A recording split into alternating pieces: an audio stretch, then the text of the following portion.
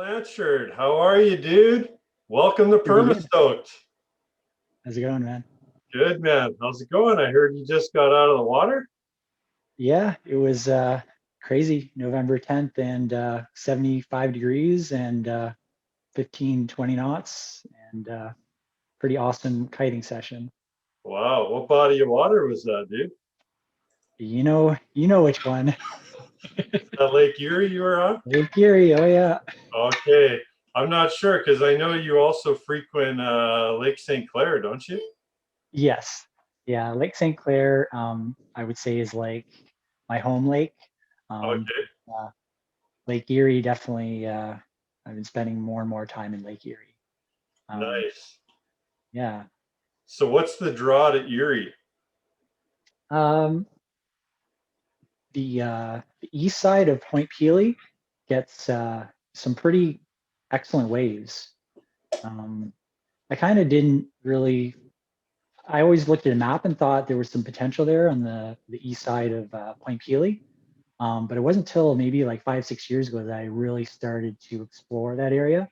Yeah, And with the high water levels this year, we actually have a spot that has just out of nowhere formed. There's okay, the there was always this misto spot that people talked about. Like if you go to Point Pelee in the marsh, yeah, you could like rent canoes and stuff. And I always hear people talking about if you were to take a canoe from the visitor center and paddled out the marsh, there's actually, I guess, an estuary out into Lake Erie. And they said people told me they paddled out there and just saw these like beautiful waves actually coming into the marsh and breaking on the sandbars there. wow, So I'd always had this, but it's just, it's a pain in the butt to get to. It's, probably yeah. a So 20-minute when you say paddle to to the get to east it. of Point Pelee, you're not talking about going to Wheatley or something. You're literally talking about right off the park, right at the point. Yes. Yeah. Nice. Yeah. There are some spots in Wheatley, but if it's got some north in it, it doesn't quite get it. Yeah. It needs to be pretty straight east for Wheatley to work. And Gotcha. Wheatley gets a lot of current, so it can be a challenging spot to ride at, to surf at, and to Yeah. kite at. So those are the exact opposite conditions that I would pray for when I lived in Leamington. We needed southwest for the dock there. Uh, Right. but there were times that I went out on the other side, on the Wheatley side, Yep. at like places like East Mercia Beach and stuff. Yep. That's so what has happened with the high water levels, where Hillman Marsh is, there Yeah. used to be a little tiny gap, maybe 100 meters wide, that at the very end of, I think, East Mercia Road. But what happened is with the high water levels, and we had a couple really big northeast storms, it Hmm. actually took out all the trees. And now instead of it being this like maybe 50, 100 meter wide gap, it's about half mile. And what it did was it took all that sand and it pushed the sandbar that runs now into the Hillman Marsh. Okay.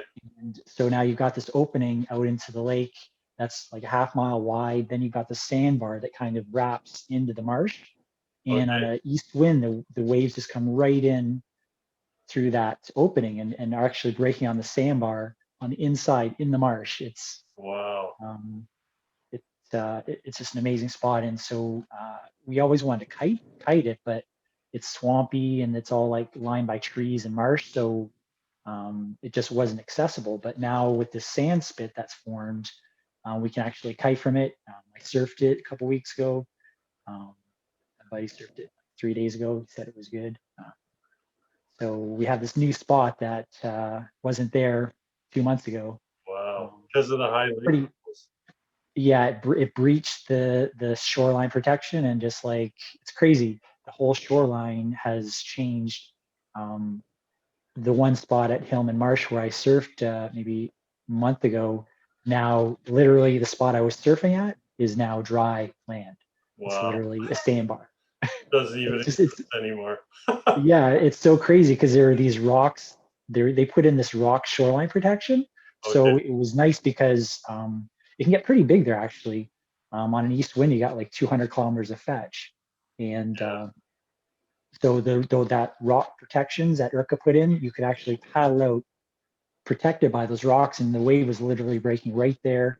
It's literally a 10-second paddle to the wave, you ride it in, and it's just like this loop. There's a bit of a rip, so you could just ride it all day. It was almost like a amusement park ride. You could just like ride it in, catch the rip back to the break, and it was just it became one of our kind of go-to spots. Leamington's own amusement ride that nobody else knows about. Yeah, it's so funny. Even still now, today, there was like 4 of us kiting, and we parked our cars. Their parking lot, they kind of got it washed away, so they put like blocks so you can't park there anymore. So we had to park on the side of the road, and we're getting our wetsuits on. People are just like, "What are you guys doing? Are you guys going hunting out there?" I'm like, "No, we're going kiting." Like wave hunting. Yeah. So I heard you say kiting. Now, like, is it synonymous, kiting or kiteboarding? Usually we say kiting. Kiting, okay. Yeah. I mean, I guess back in the day, people actually said surfboarding.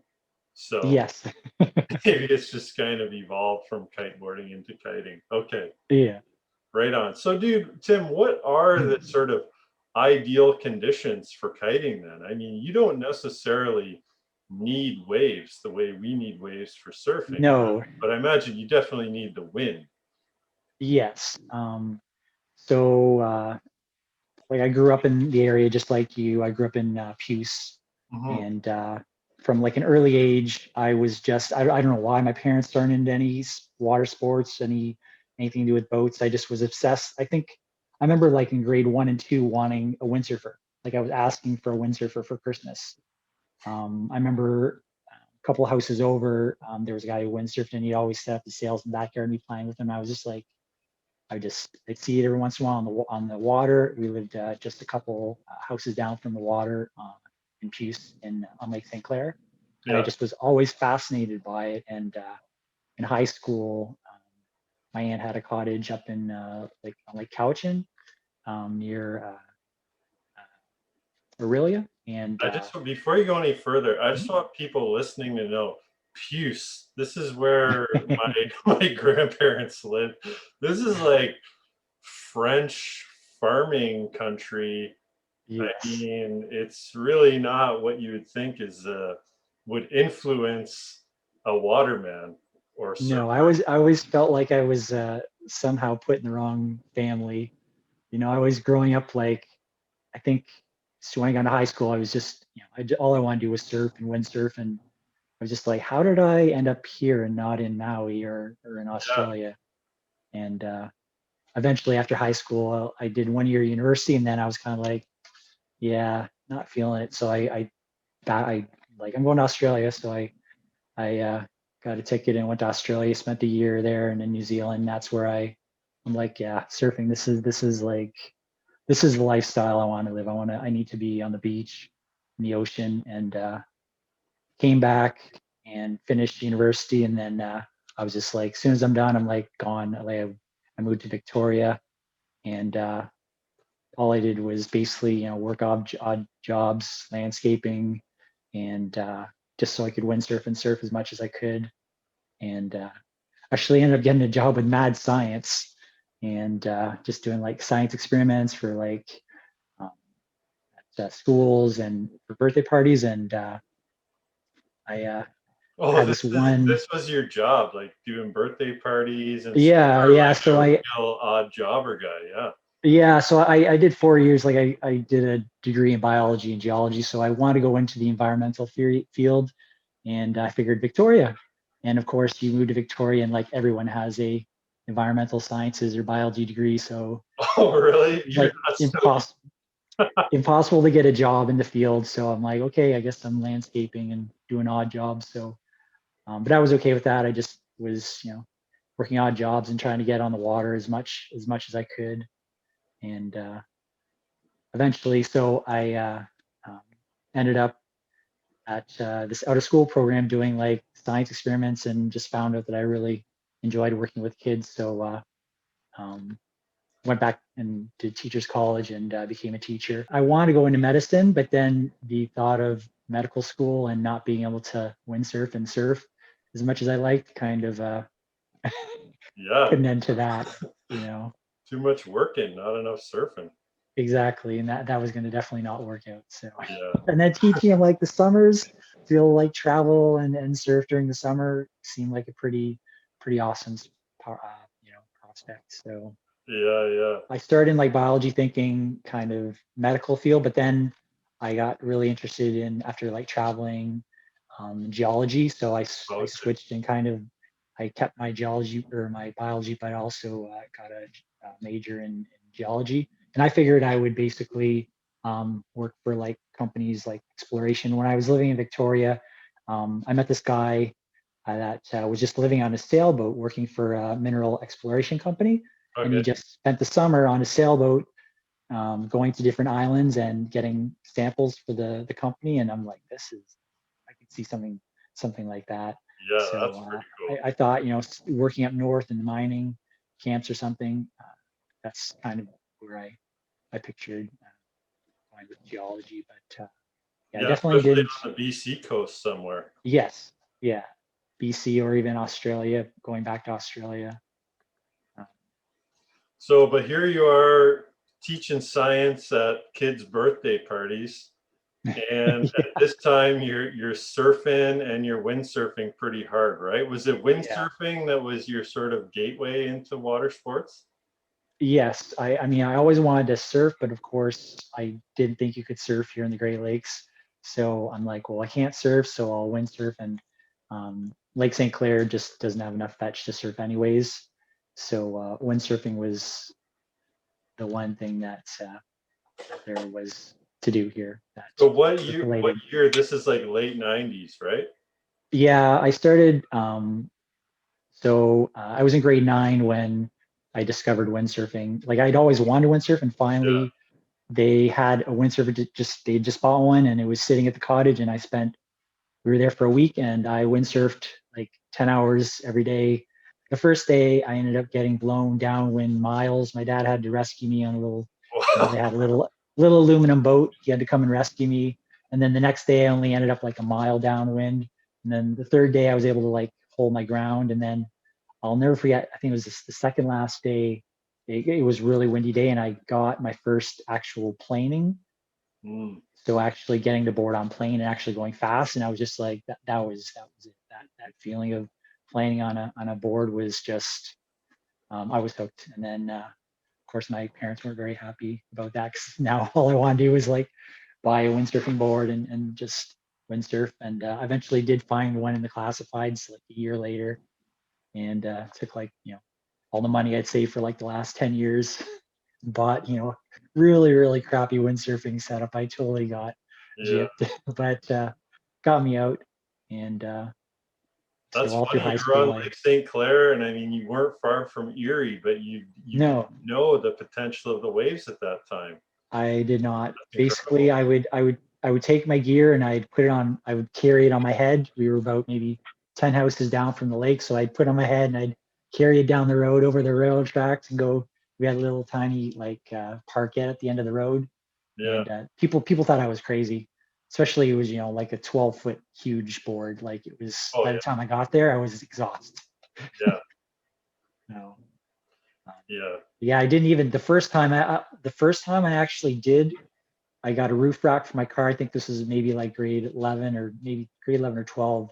I did go down to Seacliff, and I was so excited. Like I remember going down and like there's waves and there's wind, and I went out. I was riding for a little bit, and I snapped my mast, and Oh, that was the end of my session. I remember I'm like, what can I do? Like, I went down to Canadian Tire to try to like find something to like repair it. And of course, windsurfing mash, you can't like just repair with something that you'd buy at a Canadian Tire. yeah. Really. So I think I bought like PVC pipe and tried to like, stuff it in. But then like when I rigged the sail, it was like kinked 45 degrees. It like totally didn't work, but I had no Yeah. money. And that was a very sad day. That was my first sad Lake Erie Yeah. day. But we had to have ingenuity. I mean, it wasn't like now. You couldn't just go to the store and get new gear or Yeah. so yeah, you were sort of just makeshifting, red green windsurfing. So I did eventually find, there were actually a couple of windsurfers that I finally like connected with in like grade 12. And there's a guy who had an older mass. He just like gave it to me. Um, so I Was this was at back Bell windsurfing. River High School? Yeah, yeah, I went to Bell River High School. Okay, so this is a big football high school. Yes, And you're definitely. like a surfer dude. Yeah. Yeah, surfer dude and in a band and yeah, hacky sack and definitely but there was a little like it was a grunge years, so yeah, I was definitely a Chicago or Seattle grunge guy. That Nice. was long. I had like long hair and of course the plaid and yeah. Oh yeah, you were one of the skids. Yeah, Yeah. I remember rocking like camo cargo shorts and Oh like yeah. remember those corduroy like long sleeve shirts that were so cool. Oh yeah. It was like a real Eddie Vedder kind of Pearl Jam look or something. Uh, What instrument do you play? Guitar. Guitar, nice man. I drum. We gotta Oh nice. rock some Hey. surf tunes someday. Yeah. Yeah, we had a pretty good band. It's so funny. We actually our name was Sublime before Sublime came out. So we named our so that was our name. We called ourselves Sublime. I think it was like 80, would have been like 88, I think, 88, 89. And I think Sublime came out a couple years and everyone's like, you guys are Sublime? We're like, well, not obviously we're For not the gonna be in record, everybody, California. I'm talking to Tim Blanchard, guitar player for Sublime. Uh, The first Sublime. Oh the man, first Sublime. that's Yes. hilarious. Wow. Yeah. So you were Sublime before there was even Sublime. Yes. What We kind were of the did original you guys do surf band. original music or covers? We no, yeah, we definitely did. Yeah, we made some original, but mostly like for the talent shows. I remember we played like War Pigs once. We played like Even Flow. So we were Nice. like a lot of Metallica. So we used to play like parties. We played like a bunch of big parties in high school. And actually, our drummer Gavin McGuire he was an amazing drummer. He the drummer for the Brian Elkis band, who became pretty big. They opened for Okay. like Tea Party, I think, and like even for some bigger bands. Nice. Yeah, Oh, sweet man. kind of I kind of like university, Yeah. stopped playing guitar and kind of gave up that dream of Right on. being a rock star. Yeah. So you did the windsurfing thing throughout high school, Yes, and then you went to university, and now here you are. You're out in Victoria, yes, teaching science to kids on weekends. Aspiring to be on Beekman's World, maybe, or Bill Nye or something. yeah. And so tell us about the progression from there. You're windsurfing, you dabble in some surfing. Take us through that journey, man. How did you find the kite? How did you learn to fly a kite? Well, I was pretty lucky. We had like in Victoria, there was a really active windsurfing scene, like a big crew of windsurfers and all really good. Like I would say, I was one of the better windsurfers in the area when I left Ontario, but when I got there, I was literally like the guy that no one wanted to windsurf with. It was like quite I remember my first day so there's a spot, Cook Street in Victoria, which has some like man-made reefs. It's a really sketchy spot. Wow. And my first day, I ended up on the reef, and my gear's like washed up, and everyone's just like, "Who is this kook?" And of course, I come back up, and they're like, "Oh, Ontario plates, yeah, okay, that makes sense." First So, time and in the then ocean? and I think the next day it was good again, and then I kind of figured the spot out, and then I remember coming in, and there's this other guy that ended up on the rocks, and comes in. I kind of help him with his gear, and we start talking, and we end up becoming really good friends. But he as well was from Ontario, just Nice. moved to Victoria, and like, welcome to the club. Yeah, yeah. Um, Kook Club. so yeah, Victoria had this amazing crew of just a lot of the guys like spent time in Maui, and there were a bunch of pro level guys that like did the tour, and So I learned so much. I went from just, my level down here to, 3 years to, being able to do like front and back loops and stuff. And so Ross Harrington was like the guy who's built sails, and couple uh, couple of those guys started playing with just these traction kites. There used to be these guys. So Cook Street was this interesting spot. So it was like the windsurfing spot. There were maybe a dozen guys that would hang glide there. It's like a cliff on the ocean, and the Okay. wind would blow up. So there would always be a bunch of guys hang gliding there. And then there were these guys that we used to make fun of that would fly these kites and these little buggies. So these like Okay. little three-wheel buggies, they would like zip around like flying kites, and we would always like make fun of them.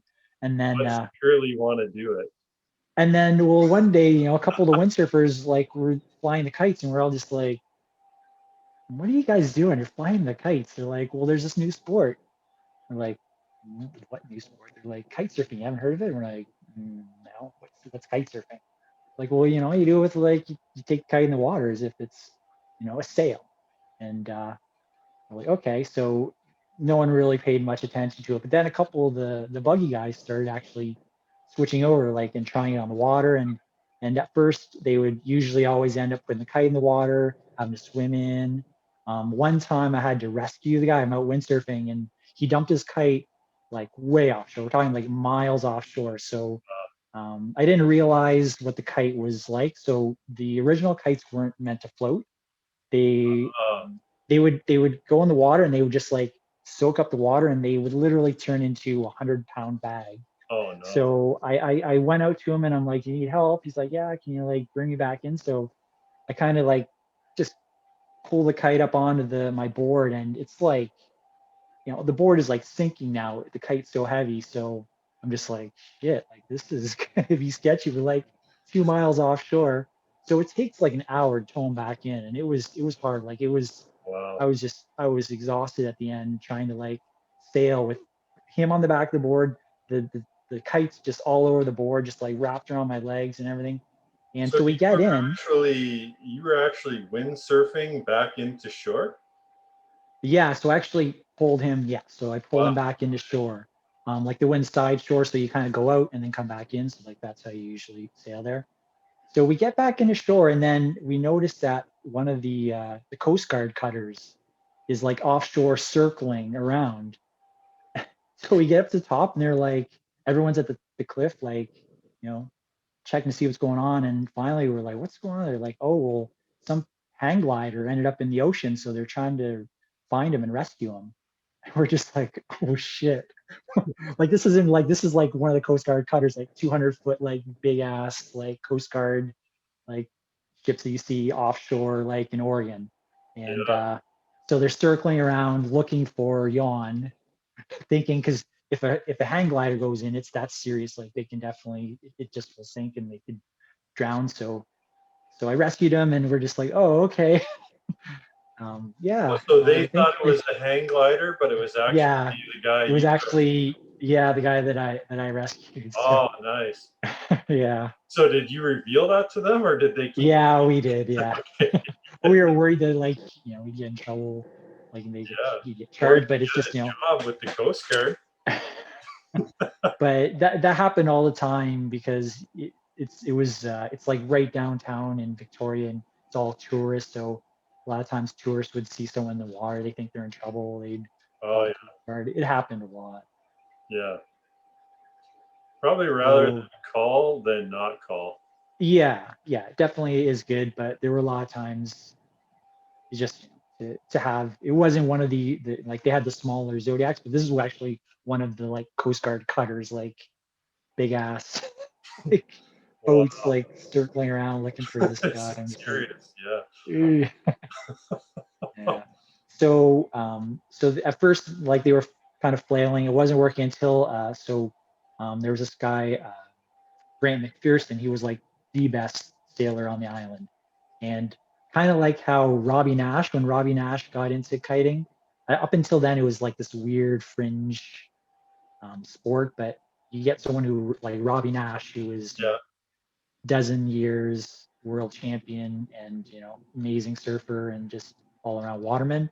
Kind of everyone now was like, whoa, same thing happened. This was 99 and Grant started kiting. And we're just like, if Grant's doing it, there's got to be something to this. Okay.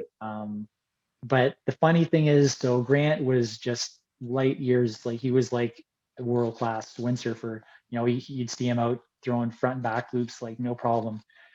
So he was trying to figure out how to jump and he couldn't figure it out. So we were watching, he would In like, the kite or in the windsurfing? so with the kite. So he was starting to kite, he was starting to get it, but the whole appeal to the kite was being able to jump without a wave. Yeah. So all his thing was he wanted to kite so he could jump. Okay. But, and are these still the kites that are going to sink in the water? Yes, these are the kites that sink. Okay. Okay. So he would go out, he'd like usually, be out 10 or 15 minutes, try jumping, wipe out hard, kite ends up in the water, he swims in. And this was like weeks, months that this happened. So everyone is kind of watching, sitting back, like, because if Grant can't do it, like kiting is not a sport that we want to get into. But eventually he did. He eventually started jumping, and then it was like, whoa, Grant's jumping, and it was just such an amazing, exciting time because the internet had just started. It was, I think, really people talk about kiting as being like the first like internet sport. In the beginning it was so cool because you had all these guys in different parts of the world developing the sport. Like we were making our own gear. Like Ross, the sail designer, he was building kites. Like the first kites he built were actually out of tarps, blue tarps. And then eventually he was making them, so he'd make different kites. So I was like, I had Pinky, I had this red kite that turned pink with this, so we know who was riding by the color of the kite. So he was like making these kites and by hand for local guys because they were better than actually the kites that were available on the market. Yeah. Until Nash got into it. Nash really, when they got into the sport, really advanced the level of the gear. But like my first kite, actually I bought one of those ones that didn't float, but my first actually like real kite surfing kite was made by Ross. And he went on to make to start the company Ocean Rodeo, which is the only Canadian kiteboarding company, and they're one of the top kiteboarding companies now. So it's kind of cool that I got to basically fly Ocean Rodeo kites before Ocean Rodeo was actually a thing. I got to fly his actual like handmade, because all the kites now are made in Taiwan in a factory. Like they just slap different stickers on. But it was kind of cool to have a handmade Ross original. I had it up until just a couple of years ago. Actually, I kept it. I'm like, I wanted to keep it, but I took it out and it was just falling apart. It was like, almost 20 years old. The threads were actually like just ripping, and so I kind of So you're right on the Canadian like forefront of this sport, basically. Yeah, it was awesome to be part of that. It was such a exciting time. Like every session, it was like, we were learning something, and there was about a dozen of us, so we were all pushing each other. Once Grant started jumping, then everyone had to jump, and then Grant started doing spins, and it was like, you could do spins. Who thought you could do spins? So it just like really pushed this. In 1 year, we progressed the sport so quickly. Like when I moved back to Ontario, in 2000 for teachers college, I hooked up with the kiters here, and there were a couple kiters. I'm like, how long have you been kiting? They're like, 3 years. And I'm like, you've been kiting 3 years and you can't go upwind or you can't jump? Like, because, it was so hard if you were learning by yourself. So there were all these kind of random solo guys in Ontario. So it was hard for them to progress. Whereas we just had this, even just to have someone, if you get in trouble. I had one time where I lost my board. So this is like that first year. So like in the year that we basically like went from flying the kites to actually jumping and kind of progress the sport. I lost my board at offshore at the main spot at Cook Street, and Ross saw me lose it, and I was just like, whatever, it's gone. He's like, no, dude, we're gonna go get it. So we jumped in his car, and there's the point about a couple miles downwind. So we park there, we like go to get it, and just as we get there, it like just goes by. So we're like, shit, well, there's another point. So we get in his car, we drive a couple more kilometers, and like because this is on the incoming tide, so it's just the tide is ripping in. You can just see the board getting ripped with the current down the coast. So we go to the next point, and again we miss it again, and then we get to the next bay, Ross Bay, and he's like, "Dude, I'm just gonna paddle out." So he gets on a surfboard and he paddles out, trying to get it, and he's paddling out, and you can see the board. It's like he's gonna, and he just misses it. Oh, So he literally paddled out 20 minutes, and he just missed it, and he's like comes back in, and I'm just like, dude, it's good. It's like whatever. I'll get another board. It's lost. And he's like, no, we're gonna get the boards. So he's like, there's one more point. He's like, that last point, like maybe we'll be good. We'll get it there. So we literally get to the last point. If it doesn't end up on these rocks, it's like basically going into the Strait of Georgia. It's basically okay. going to be gone. So we get to the point, and we get there just as the board's coming up, and it actually catches a rock and washes up on the beach. Wow. This is like an hour and a half, maybe 2 hour ordeal, like going like Yeah. to all the points and paddling out half hour and back, and it literally washes up on the shore. Oh man. So that's one of my first kiting stories. Quest for the road board. Yeah, that was insane. I thought for sure, I was just like, whatever, it's gone. I'll never see it again. I'll just find some beat up used one and So continue now my in progression. those early days of kiting, Mhm. um, so you were now what was the focus then? Just going straight? I mean, you didn't necessarily even need waves. You guys weren't ramping and stuff yet. Is that how it sort of started, or? At first, it was just eventually we wanted. So the real appeal of kiting is that for windsurfing, you need like 20 knots. You want like waves. Like I was all about like wave sailing. Um, to jump windsurfing, you basically have to go off a ramp, right? Okay. To be able to do like aerial tricks. But the appeal of kiting is that you can just be riding. You send the kite, and the kite actually just lifts you into the air. So you can do like kind of wakeboard type tricks Oh, without a boat with the kite. So that was the whole appeal, to be able to jump, 20 feet, do some spins, do some like handle pass. So do these kind of like aerial tricks. That was like the whole. And like I remember the first time I jumped, it felt like I was literally 20, 30 feet up. And you come in, you're like, how high did I jump, guys? They're like, 2 or 3 feet. Just you literally the first jumps, because like windsurfing you jump and then you just come back down, whereas the kiting it's like you jump, you kind of float, and then you just slowly come back down, so it feels like you're much higher, yeah. uh, just with that flow, because you get time to actually look around while you're in the air, whereas like windsurfing you just go up, you come back down. So first time jumping was just like, it was just amazing to be like floating in the air for a little bit. Well, you basically just learned that you could fly all of a sudden. Yeah, yeah, I mean, basically that was really the appeal for us, was the being able to jump and fly, and also just you can go in really light wind. So we had a couple spots like Jordan River, which is like was one of our like big surf spots. um, so we always wanted to like wave sail it with a windsurfer, but it was always really light wind, so you need a really big sail. And like the first time I actually wave sailed there when it was big, I like ended up breaking my mast, and it wasn't a great day. Um, so it was really like a bunch of the guys.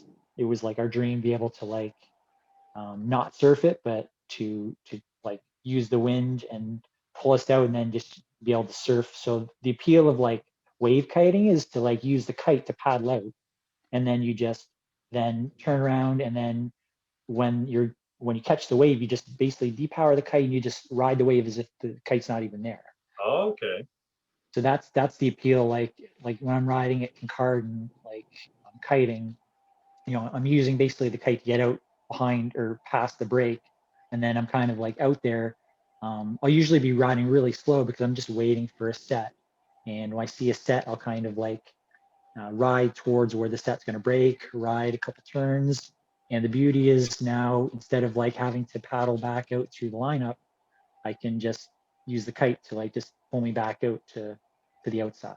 Yeah, you don't stop. I mean, a couple of weeks ago Mhm, or a month ago or so, when we were out surfing and you mhm. were out there on your kite in Kincardine, I mean, I would have to wait for the next wave, and you just sort of caught it and turned around and waved. And I mean, it was just Yeah, nonstop movement. Like your momentum doesn't really slow. yeah, it's pretty awesome. Like that's why moving back to the Great Lakes, I kind of I really don't surf that often. Like I sup surf if it's small, and occasionally we'll surf, but usually we have enough wind to be able to kite. So if there's enough wind to kite, it really doesn't make much sense for me to surf because Wow. I can surf the waves, and I can also on the way out jump. I can jump, I can go to the outside. I don't have to like worry about paddling out. So like really the Great Lakes are, when it comes to like wave kiting, is the perfect setup because anytime we have waves, there's wind pretty much, and they're close together, which sucks for surfing, but for kiting, I mean, all I need is a couple turns, and then I can kick out, ride out past the break, and then wait for another big set, and just do that all day long. And Man, you're making me feel like Fred Flintstone, showing up at Seacliff Beach with my surfboard in the late 90s. Like, okay, here we go. I'm Let's sure figure this out. I'm sure we like maybe crossed paths in like 2001 or 2002. I'm going to say we most likely did. There certainly was only a handful of us back then. It was Yeah, like I nothing remember, like like Aaron, we used to call him. My buddies used to call him Billy Goat. He'd be like, "Is Billy Goat out surfing today?" yeah, Aaron Hopper. Yeah. He was my buddy. He was a good surfer. And, Yeah. the interesting thing about him was he didn't know how to swim. Oh, really? Yeah, my first surfing buddy didn't know how to swim. He was such a character. I used to Yeah, love talking to with him. really was.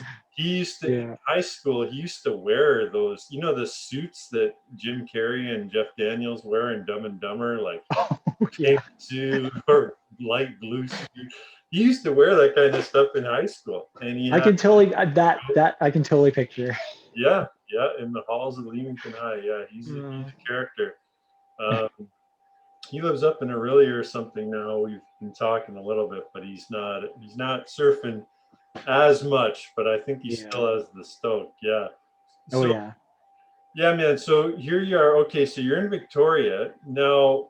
What's interesting too is you guys being the pioneers. It reminds me a lot of Laird Hamilton and the Strap Crew. Like Mhm. out on those giant waves, like doing these things for the first time, right? And then other people modeling them after. So you guys must have had.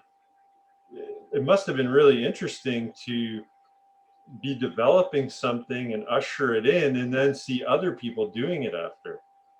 Oh, definitely.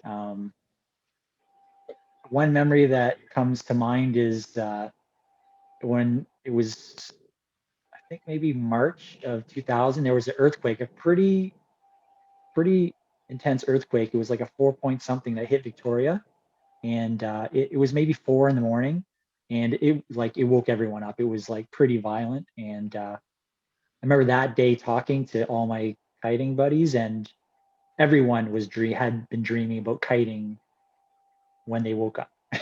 Wow. Just to like, we were just so obsessed. Like it was just, we thought like kiting was gonna like change the world. We thought that like 2020 there'd literally be like hundreds of kiters at every single beach. Yeah. It hasn't taken off as big as we thought, but definitely it's a big sport now. Now back Big then, following. the kite boards, these were not like foil boards back then, correct? No, we What started did those really with boards kind of look like then? More like a surfboards. wakeboard or a surfboard? No, basically like a shortboard. Like a lot of guys were using their surfboards. Like most of the guys surfed as well as windsurf, so Okay. a lot of guys were actually using their surfboards until they started jumping and breaking them.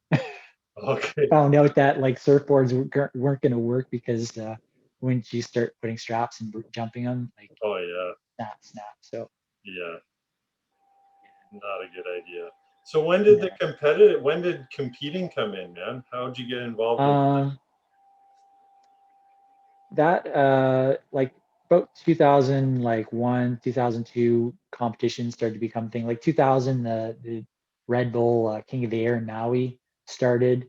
That was like kind of the big worldwide like event. Uh, and like in 2002, so when I moved back to Ontario, um, when I was in teachers college, I basically started trying to promote the sport in the area. I didn't plan on staying. I was planning on doing because teachers college had just become 2 years in BC and it was still 1 year in Ontario. So I'm like, well, I'm gonna go back to so I'm like, I'll go back to Ontario, do teachers college, Smart. and then just head back to Victoria. And I so with mad science, when I found that like, oh, I love working with kids, I ended up I was at a school doing mad science, and they're like, do you want to work for us? Or like, we're looking for like male like supervisor for the program, and I'm like, I don't know, I guess. So I took that job and ended up just loving working with kids. Yeah. And so I knew I liked working with like younger kids, but I wasn't sure about high school. So I did, intermediate senior just to see um, if I enjoyed that more, which I found I enjoyed high school better. Um, Okay. so I finished teachers college, and that spring, the spring of 2001, I found out that there was this like pro windsurfer in Detroit of all places.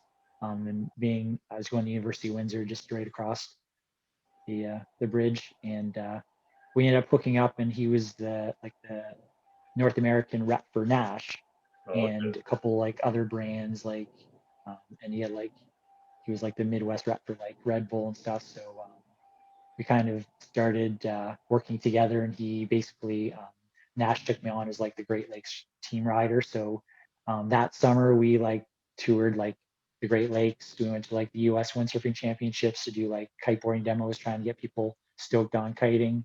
Nice. And that fall I went. There was like a pro tour stop in Ile de Magdalene in the Gulf St. Lawrence. So I went there, and I finished like second overall at that event. And then no, I got a job teaching. I was like, okay, I think I'm gonna be pursuing competition. Anyways, I was more into teaching. I was more promoting. I wanted to promote the sport locally. I just I remember the first year I was here, there was a week in September that I kited every day on a different wind direction. It was like one day I kited at Bell River on a north wind, and the next day was like an east wind, and I kited at like Cedar Beach, and then it was like southwest next day, and I kited like at Sea Cliff, and like for 7 days in a row, like I kited like basically Essex County is like an island. You've got Lake St. Clair for any north winds, you've got Lake Erie for any of the south winds, even the Detroit River. So yeah, so I was just like, oh my God, there are so many spots, and like Victoria for kiting really sucked. The coastline is covered in barnacles. It's rocky Oh, cliffs. Like we launch like Cook Street is literally 100-foot cliff right there, and it's just super sketchy. Having like super flat water spots, sandy beaches, like pretty light winds. Like for learning, it's amazing. So I'm like, yeah, I guess I'm gonna stay here. And in 2001, I went and did Whippica, which was like the first kiteboarding company. They had like the first instructors clinic in the world in Cape Hatteras. So I went down and did that, and I came back and started like my company, Surf Culture Canada. so Uh, you were the first kite surfing instructor in Canada, is that right? yeah, yeah, Wow, yeah. It was amazing. first, And so first kite instructor, first kiting school then as well, I take yeah, it? yeah. Wow, There was man. no one else really doing it. So Uh, even with all that stuff happening on the West Coast, mhm. the first school popped up on the Great Lakes. Yeah, yeah. Oh, I that is found like, really neat, man. yeah, Bell River like was my home base. It's just a really shallow, really easy to learn spot. And then eventually I found Mitchell's Bay Yeah. on the other side of Lake St. Clair, which is an amazing kiteboarding spot. There's marsh islands and shallow water for like miles. It's just we'd often like make, well, most people would consider it the Cape Hatteras of Canada. Cape Hatteras is like one of the really big spots for kiting. Okay. It's kind of cool because you have the ocean side, so you can surf or surf kite, and then you've got the sound side, which is flat water and shallow for learning. Okay. So you kind of get the best of both worlds there. So Hatteras is kind of not only a surfing mecca but a kiting mecca.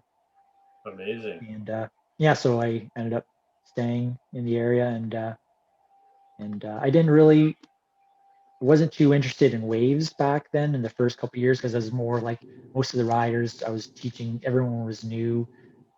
So it takes usually um, a year or two to get good enough to kite in the waves. So I was usually kiting in flat water, but Yeah.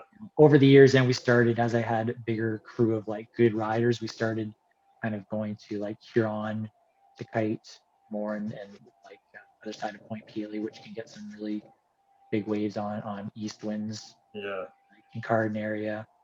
Uh, yeah. So I know you were really into teaching high school, but Mhm.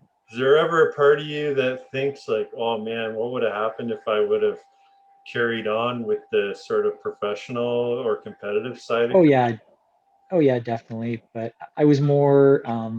My thing was always um, growing up. I couldn't wait to leave. I remember like in high school, my the walls of my room were like covered in like waves and beaches, and I just mountains. I just couldn't wait to leave Essex County because I was like, there's nothing here for me. I want to surf. I want to rock climb. I want to be in nature. Yeah. And coming back, I was like, we basically have the one thing that we have here is kiting. That's the one thing. Like we have, we don't have super strong winds, which sucked for windsurfing, but for kiting, you don't need nearly as strong winds. We have like shallow water, waves don't really have much waves. So for learning, the basics of kiting, like Essex County is like about as good as it gets. Except in the summer, the winds get pretty light for usually the middle of August, middle of July to August, we get like the lightest winds of the season, and it gets challenging to get out kiting. But like spring is great. The water warms up, and the other thing is Lake St. Clair and Western Lake Erie.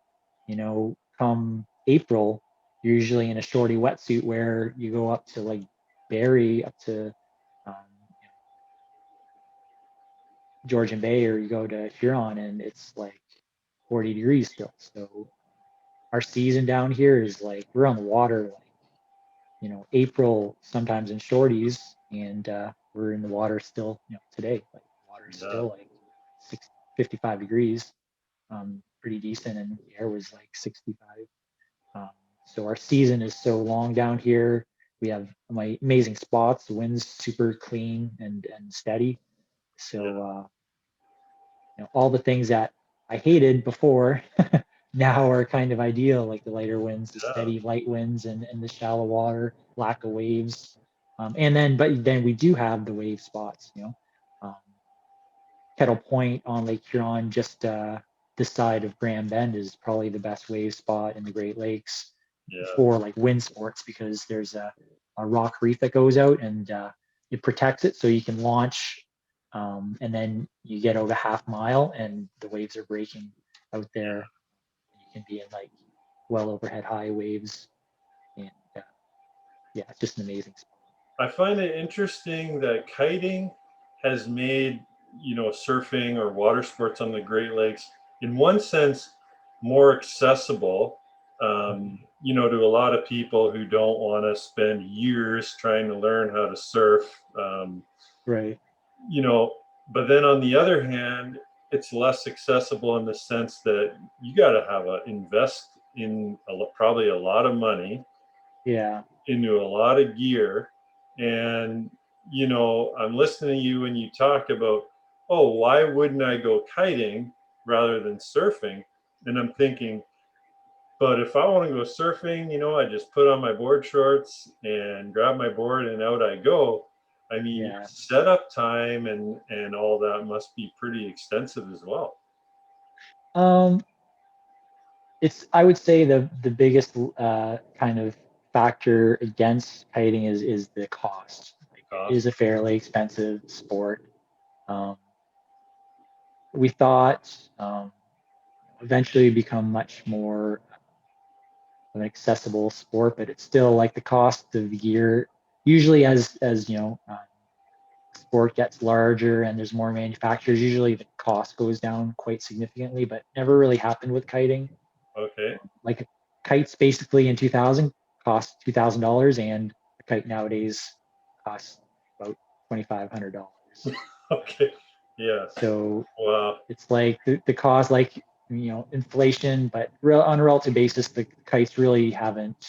You would think with such a large demand now for kites and being so many, um, having so many brands and pretty large market, that the prices would have. Because I mean, there's not much to a kite. It's a bunch of stone material with a bladder inside. It's like $100-$200 to build. Yeah. So But there's a when pretty you're heavy saying market. $2,500, are you talking about the board and the kite? No, that's just like the kite and lines. Oh And my then you're word. looking at maybe, yeah, I mean, that's new. Like again, you Okay. can for $1,000 you could find on Kijiji like, half decent, like 4 or 5 year old kite, board. Like the board doesn't really matter. Like if it's beat up, it's like surfing, it's like whatever. If it's beat up, doesn't matter, it still works. So but if you're gonna like just say if someone had $1,000 to spend on kiting, I would say spend $900 on the kite and $100 on the board, because the kite is like your engine. Yeah. There was a company building like plywood boards, and there's tons of guys who've made their own boards. The board technology uh, isn't that crazy. You can pretty much ride anything. Actually, Lou Wyman, who was like one of the pioneers, once took out a lunch tray, was ripping out on a lunch tray. So, so Nice. So I want to ask you about this, man. This article I read, this great article online, The Great Lakes, The Forgotten Coast by oh yes, Bidaway. yeah, And it says, yeah. having carefully crafted his skills during a full riding season in BC, Blanchard appeared to be years ahead of everyone else in the region with his polished skills and powerful riding style. He quickly became the poster child for Great Lakes high performance kiteboarding. What do you think Yeah, of that's my that? buddy. That's my buddy Joe. He's Okay. kind of embellishing that a little bit. Wow, that's some high praise, man. Yeah, Joe and I we go back. Joe, other than the time, so there was one time, so we would always, if it was like Lake Michigan, for like 2 years of my life, Lake Michigan was like, anytime it was good, I was supply teaching. If it was like looking like a good day, I would just blow off supply teaching. We would drive for the day to Lake Michigan. I'd drive over to Detroit. He had a big black Nash van. We would jump in the van. He'd drive like literally 95 miles an hour from Detroit, getting there in 3 hours in Grand Haven. We'd Wow. kite all day and we'd drive back just for the day.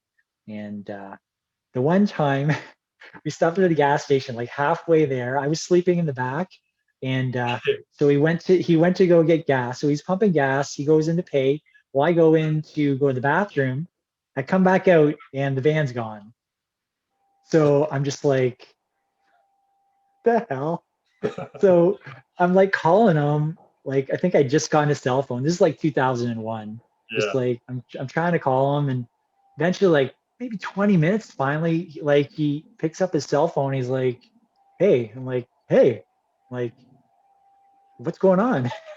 It's like, "Where are you?" I'm like, "I'm at the freaking gas station." He's like, "Oh shit! I thought you were sleeping in the back." So, so he spins around and comes to get me, but I literally he just thought I was in the van and took off, and I thought I was gonna be spending the day in Michigan, just wandering the highway back to Canada. That's awesome. So yeah, so Joe and I, we went on many adventures. Basically were like trying to promote the sport of kiteboarding in the Great Lakes. Grand Haven was like our big spot. There was the Mackinac Kite Company, which became Mac Kite, Okay. like one of the biggest kiteboarding retailers in like the world, actually, in Grand Haven. So we would do like all their demos. If you've ever been to like Grand Bend, picture Grand Bend times like 10. That's how busy it is in the summer. It's just Grand Haven. insane. Yeah, Grand Haven is just like that was like our spot. We spent like 2 summers pretty much every weekend there. Any big wave day we were there, and Traverse City, Chicago. Went to Chicago a bunch of times. To the U.S. Windsurfing Championships for a week. So yeah, we basically traveled the Great Lakes trying to Amazing. get people kiting. 2000, yeah, that was 2001, 2002. That was some good times. So tell me about this kite stock, man. Were you a part Oh of yeah, the development of this, or what's that all about? yeah, Kitestock was my little thing. In so one of the cool spots on Vancouver Island is called Lake Nitnat, and Okay. it's this inlet of the ocean that it basically is windy every single day. Um, what happens is you've got the cold water on the coast, you've got this like valley that gets hot during the day, and it just sucks the wind into the valley. So every day it's like 20 knots. It's like people just go there. You go there for a week and just like windsurf basically every day. It's like a party atmosphere, and they had this festival called Windfest, and it was like uh, it was like the third weekend of July every summer. But it was just like the coolest thing. It was just like it wasn't a competition. It wasn't. It was like a fest. It was just like a get together that just there'd be a couple hundred windsurfers, and they'd have like party at night, and just kind of like races and demos during the day. So I wanted to have something like that in the Great Lakes. And I didn't want to have like a competition. I want to have like a festival. Yeah. Have some bands, have stuff going on at the beach, just get everyone together. And so yeah, 2002, I think was 2001, 2002. Was the first year, and just a little one. I think there was like maybe like 10 guys at it, and each year got a little bit bigger. And Who was the band the first year? Your Bell River High School band? Sublime. no, it was it was a band, a kiter that's from Michigan, his band. I can't remember what they were called. Okay. Eventually there's a band called Ruth's Hat. So Mike Sloan, who is one of the kind of the OG kiters in the area, he had this band called Ruth's Hat. You should check him out. Okay. They I don't think they have some awesome songs. They were like the band of Kitestock. So they played Ruth's Hat played a couple years, and this band Stalefish, like this ska reggae band from London, they played a couple years, and Oh, nice. What's their name again? Stalefish. I don't know if they're around Sailfish. anymore. Oh, cool. Yeah, they're a really cool band. So yeah, we'd have bands, and just like all like the reps would come, and we usually get a couple pro riders in from around the world, and Red Bull sponsored it, so we usually get a couple of rounds. It's kind of cool. The one year I think we had like 3 rounds of Red Bull and vodka for like the whole bar. It was Wow. kind of cool of Red Bull do that. And yeah, I just wanted to have this like festival to bring. It was like in the spring to kind of like get the season started and bring together, to get that community that like it's kind Yeah. of weird because the Great Lakes is weird because like out west it's like Lake Nitnat, like everyone goes there. It's the windiest spot. It's like windy every day, so everyone from Vancouver, Victoria, Up Island would meet there. But in the Great Lakes, it's so different. It's like you've got a scattered group. Like there's a Detroit crew that rides at like Metro Beach. There's like the Kincardine crew. You got like the Toronto crew. So you've got like, maybe 10, 15 riders at all these spots around the Great Lakes. But I wanted to have this festival to bring them all together. And the appeal, so I'd always have it like, it was like the first windy weekend of May, because I could get people to come down because Lake St. Clair would be so warm. So people would come down because they could be like going out in their shorty, whereas like Lake Huron, they'd still be in like 5 mil gloves and Yeah. booties. So I want to have it early spring, pretty early, to have the appeal to get people to come down from like colder areas. And it became pretty big. Like we actually have like quite a few pro, like Sam Medeski from Sauble Beach. He's Wow. like he was top pro, like he was international team rider for Nash, and for fast kiting. And Craig Cunningham is like the international team rider. He's from like Port Dover area. Nice. He's international team rider for North, and Lauren from Sarnia, she's international team rider for Cabrina now. So we got actually quite a few like top international pro riders that have come from the area, which is kind of cool. Amazing. You can actually ride in Ontario and be able to get good enough. Where surfing, it's you can get good, but really if you want to be able to be at top like level pro, you need to spend time in the ocean. You need some Be consistency. realistic, Yeah. You just can't get out enough in the Great Lakes. Whereas kiting, especially with the foiling, you could pretty much, if in this, even in summer when we get our light wind, if I'm willing to drive 2 hours, I can pretty much find somewhere to foil kite, like anywhere. Um, so it's kind of cool that in summer you might get, there are times where my son is 13 and he's like full on into surfing right now. Like he wants to go to Kincardine anytime. Like it's cool now because he's actually checking it. If there's like a northwest swell for Kincardine, he's like on it. He's like, Dad, it's gonna be like, like he's 3-4 days out. He's like, it's gonna be good like on Friday. Can we go to Kincardine? And I'm like, this is kind of cool that like I don't even have to check it anymore. You're checking, the apps to see if there's gonna be waves, surf radar all the time. And Yeah. so What's your they're son's name again? Kai. Kai. Like about Yeah. He was stoked, man. He was going hard. Yeah, I think the one day at Kincardine this summer we surfed about 10 hours the Wow. one day and then 6 hours the next day. He's he's full on into it right now, which is kind of cool. He's next gen, man. Yeah, I want to get him. It sucks.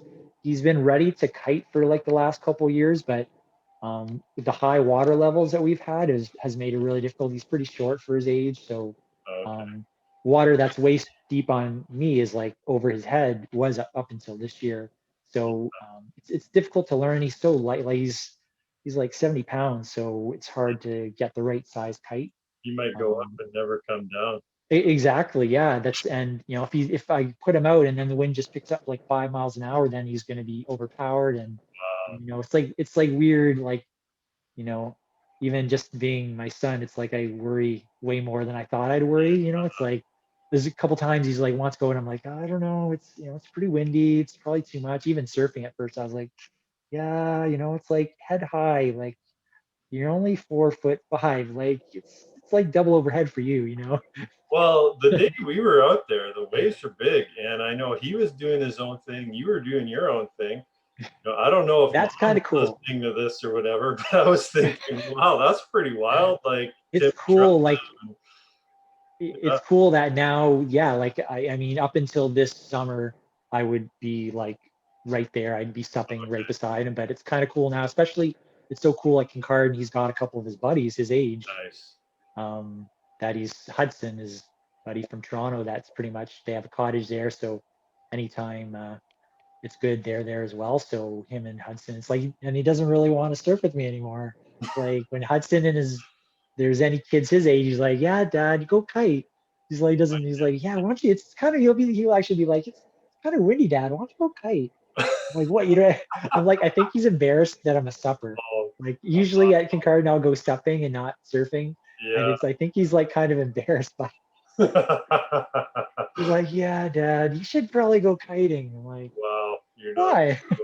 That's hilarious, man. Especially the one day he did go out and jump on the pier and I was just like, dude, I saw him walking out there and I like you're going to jump out on the pier? He's like, yeah.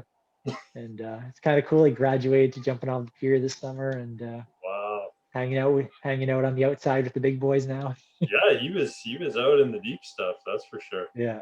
Yeah. So man, tell me about that feeling of flying. Like I'm afraid of heights, but I gotta say, I used to always think it'd be so cool to kiteboard and jump over the Leamington dock, that part, Oh just yeah. the wooden part. So what's that sensation like, man, when first of all, how do you mount up for that jump? And then what's it feel like? The crazy part about jumping when it comes to kiting is that it is incredibly easy. Like literally, there are guys now that maybe might have a couple days of riding under their belt, and you can literally start jumping. Whereas surfing, like picture, going out in like overhead high, like lake waves, like you need to put a little bit of time in some small stuff, get used to paddling out because you know what it's like to get out on those days. It's so hard to get out. Yeah. So you got to put in your time to be able to like get in like some serious surf in the Great Lakes. But kiting to jump, you literally the first day you can jump.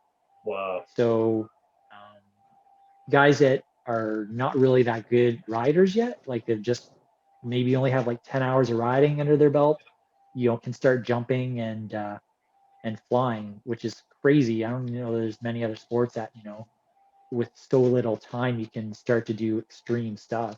Yeah. Um, so basically you're riding along and literally you just basically send the kite in the opposite direction that you're going and it actually slingshots you into the air.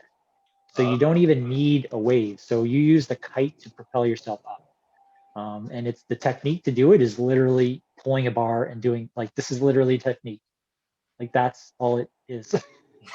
it's it's like you turn the bar while you're riding the other way, you jump and then you turn it back. Like that's as easy as like there's nothing else to it.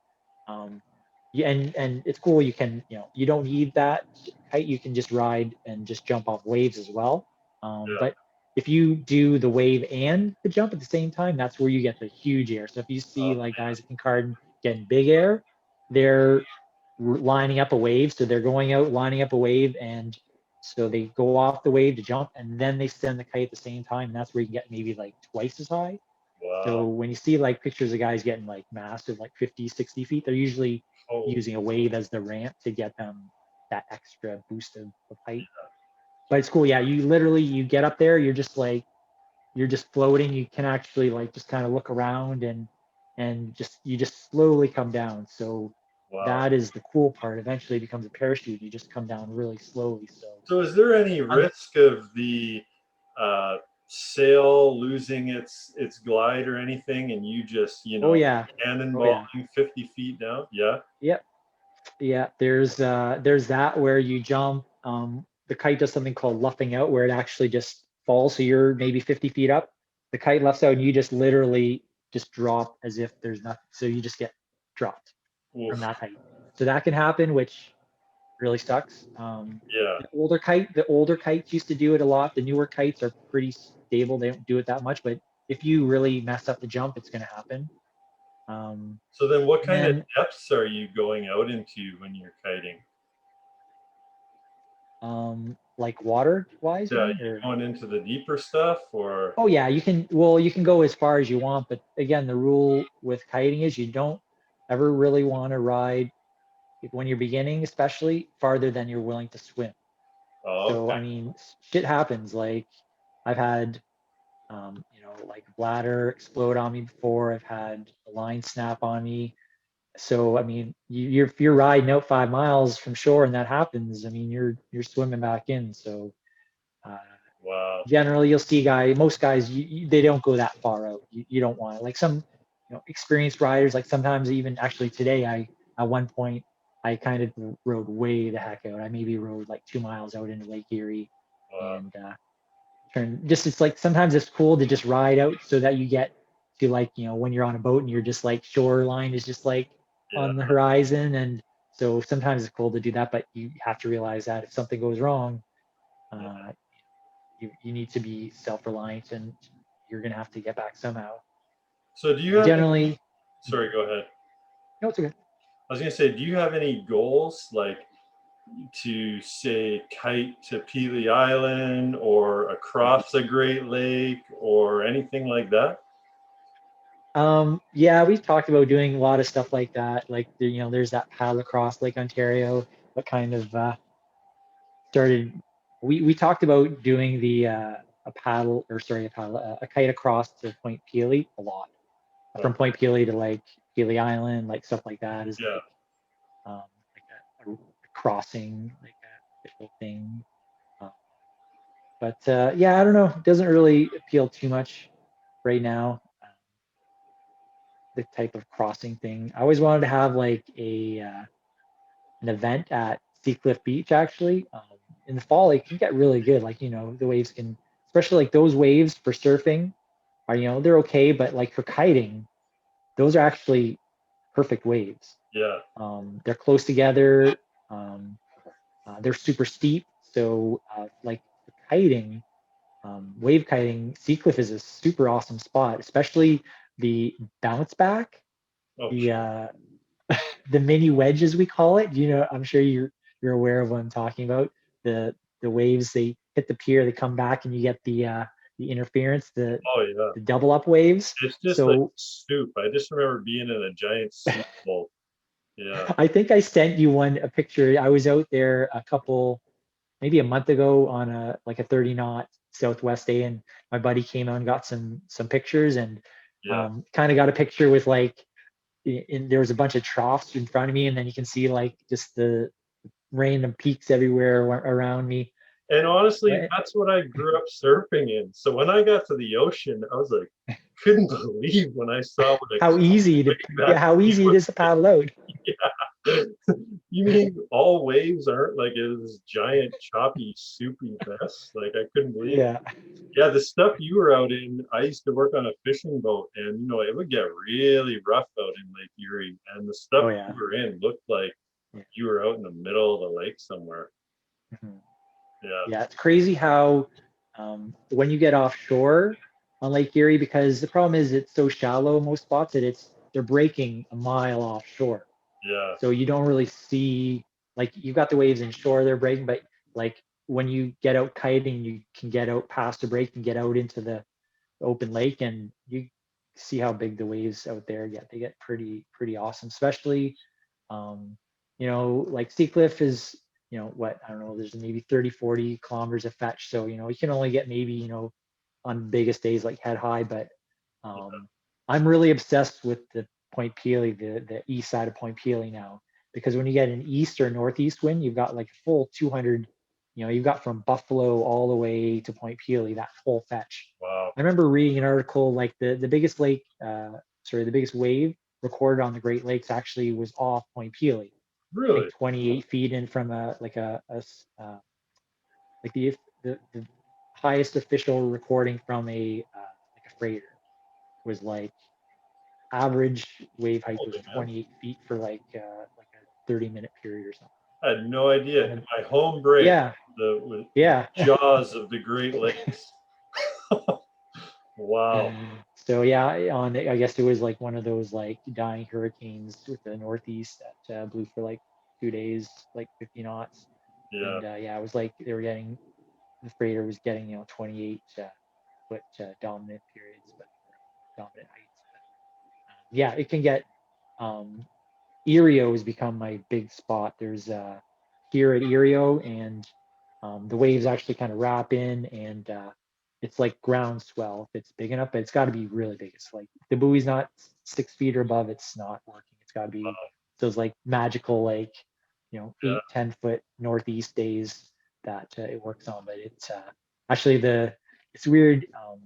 Kind of words getting out a little bit. Like at Hillman Marsh, there's a really good spot, and last fall I was out, and uh, just these two random people are out surfing, and I'm just like, what are these two random people doing out in my spot? They're from GTA, and they just like took a map out and were like figured that it would be good there, and yeah, they were out surfing. They're like, yeah, they were like super stoked on it, and even we had one really big day about 2 years ago, and the crew from Toronto, what's that surf spot? Surf Ontario, a couple of guys from Surf Ontario. I Yeah. think the owners were there surfing Antonio. it. It was a pretty awesome day. Wow. I mean, you know how rare that is. It's a couple times a year, Yeah. but uh, when they happen, they're pretty magical. Oh yeah. You got to be there. Yeah. So I just want to go back to that kite stock for a minute.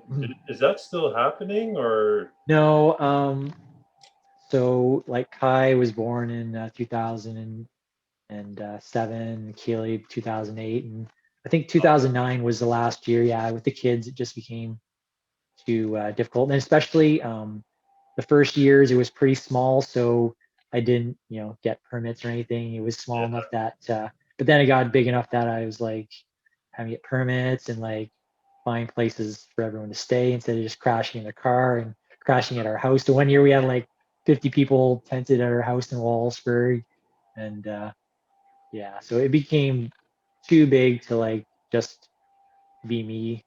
Yeah. I had a lot of help though, like Terry Bodart, good friend, who was like a rep for one of the kite companies. He helped me out a ton. Um, So once the kids are in college, Kitestock might return. I actually 2 years ago, I tried to have a mini kite stock Okay. at Erie. It was like a 20 knot northeast wind. So it was the waves were really good, but it was a little bit side offshore. And there were some like more beginnerish kiters from Detroit that had showed up. There was maybe like 20 or 30 of us. And two of them I had to go rescue them. And then the someone called the fire department. They got their Zodiac out to try to rescue him, but I had already rescued him, and it just became a big kerfuffle. So I'm Nice. just like, yeah, I think I'll put it on hold again, like wait a couple more years. And I love, dude, but that I you're miss more it. than just a kite surfer. You're a true waterman, dude. You know how it works. You've tried and tested it. You've went out there. You know what it's like in this condition and that direction. I mean, it's really neat, man. It's like you wrote the book on kite surfing out there. I put my time in for sure. Yeah. A little bit obsessed with it. So I as a teacher, what yes, fuels the so what's the subject you teach? Is science, right?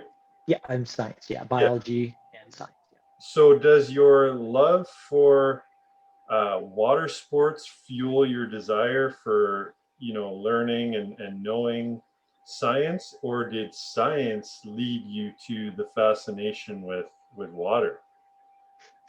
Well, like I've always been like from a young age, like weather. I've just grew up like obsessed with weather, like in the winter, like trying to track the snowstorms and just I'd always be, I'm glad that there was no internet when I was growing up because I probably would have just been constantly like checking weather apps Yes, and man. I Wow. would have just like nowadays, like that's kind of the appeal of kiting. Kiting is so related with the weather. Like you pretty much, if you want to kite, you have to become a weatherman Yeah. because if like today, for example, because of the cold water, there was no wind. Like I finished school and I was just like, I got to go ride. It's like one of the last days that it's warm, and I look at the observations, and Sea Cliff is literally 4 miles an hour.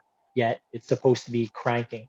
But what happens is the cold water of Lake Erie is basically forming a dome. It's same as it's like a marine layer. So you got the warm wind, it kind of hits the lake and it gets pushed up over it and then doesn't come back down till like, there's kind of like the hill, like kind of just Yeah. like middle of Leamington. So it kind of comes back to the surface on that hill and then it's super windy. Like the wind turbines are just like cranking, they're going like, 3, 4 seconds or revolution. Yet you go down to Sea Cliff and there's literally not a breath of wind. So that Hillman Marsh spot, because it's inland a little bit and there's the water in the marsh is warm. Uh, so there was wind there, yet there was like Sea Cliff, which is like 5, you know, 10-minute drive away. There was literally no wind, not a breath of wind. So, like these little localized weather things you have to, just by trial and error or by just studying weather, you have to like really, if you want to get a session, you've got to be on it. You've got to know so much about weather. Like I should have actually I thought of going into like becoming a meteorologist, but like there was one program offered in Oh, Halifax and I was all about going to the West Coast, not the East Coast when I was like in high school. So yeah. I'm like, but now I'm like, I should have went in. Weather really is my calling. I mean, I enjoy biology and the environmental sciences and like geology, but like weather is like really my calling. Weather is where it's Really at. enjoy.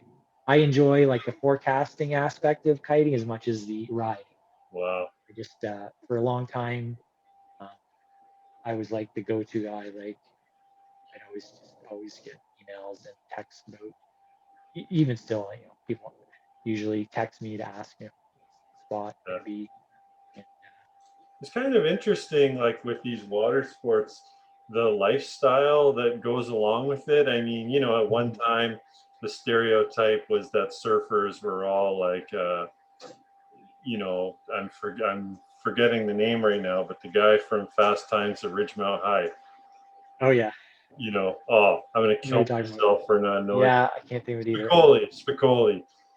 So, you know, that kind of burnout or whatever. But like, Yeah. you know, kiters and Great Lake surfers. I mean, these are another guest I had on called them water physicists. I mean, a lot of these people really know the patterns and there's a real science to it. And then, you know, Oh you yeah, have definitely. people who are into making surf music or, you know, making artwork. Like it really, it's interesting how it can infiltrate your life in different ways and you Mhm. can latch on to one side of it or another. Like for me, I mean, the weather, that's a struggle for me. It's a stretch for me. The science, understanding it all, I'm Mhm. constantly learning and trying to understand it. It doesn't come naturally like, let's say, music or art or Right. English skills, things like this. So, but it's really cool, man. And hey, so so now tell me about the foil and the wing. Where does Oh, this all foiling. come in? Yeah. This is Foiling. right. Yeah, foiling has been an obsession for the last couple years. My buddy Terry, he started building foils like 5 or 6 years ago. He started building them and really piqued the interest locally. Uh, and just the appeal for us was to be able to go in super light wind. So days where it wouldn't be enough wind to kite board with a normal board, you Okay. can kite surf because there's so little resistance. You just Okay. need a little bit of power from the kite just to get you going. Once you're up on the foil, you just literally are weightless and there's no resistance. Mm, So you need very, very little power from the kite. And that's why the wing works. Like if you just try to wing with just like a sup board, you can do it, but you're just putzing around. The yeah. appeal of the wing is with the foil board, you just need a bit of power from the wing to get you up on foil. Once you're up on foil, you're just like holding the wing as if there's like nothing there. Like there's very little, like a lot of people with the wing foiling think that at first they're like, it's pretty physical, isn't it? Like your arms must get tired, your shoulders, but it's pretty much once you start going, the wing becomes weightless and um, you just are holding on to. It's actually lifting you up a little bit. So Wow. it's not very physical, not physically demanding at all. It's easier, way easier than a lot of guys are calling wing foiling like the old man sport because a lot of a lot of the older experienced kiters and windsurfers are turning to it because it's very easy on the body. Like Yeah. kiting, you're kind of pounding when you jump, you land pretty hard, but foiling, you just get up and you're hovering. There's not much pull on the wing. You're just kind of gliding around. It's just effortless. It's just easy and effortless once you figure it out. It's definitely a learning curve. There's definitely a lot of people struggling trying to figure out um, the wing foiling and just the foiling in general. Yeah. Like I didn't anticipate, so I've been kite foiling for like 4 years. Um, this was the first year that I started like sup foiling and wing foiling, and I really didn't think I was gonna like wing foiling. I kind of thought the wing was kind of kooky, to be honest. This like hand wing, it's like why not just kite? Kite can you can jump with it and stuff. Just seemed like way better. But I was more into wanting to be able to stop foil waves. Like Yeah. just I was hoping to like be able to go in days where there's like a waist high small wave, just get up on the foil, ride it, and the whole pumping thing to be able to like pump back out, not even paddle, and just kind of you see like Kai Lenny prone foil Yeah. surfing and he just catches a wave, right, like pumps back out, catches the next wave, just like endless and the endless wave. Just I Yeah. was like, for the Great Lakes this is perfect, like Yeah. waist, you do not want waist like anything bigger really than chest high for that. Like Okay. small waves, small mushy waves are what foiling excels in. So I kind of was like, this is the shit, this is like the sport that is like destined to take off in the Great Lakes. um, so I didn't anticipate. I bought a wing just to have one to kind of like to demo it and kind of just to be able to know if people like asked about it. a little bit about it.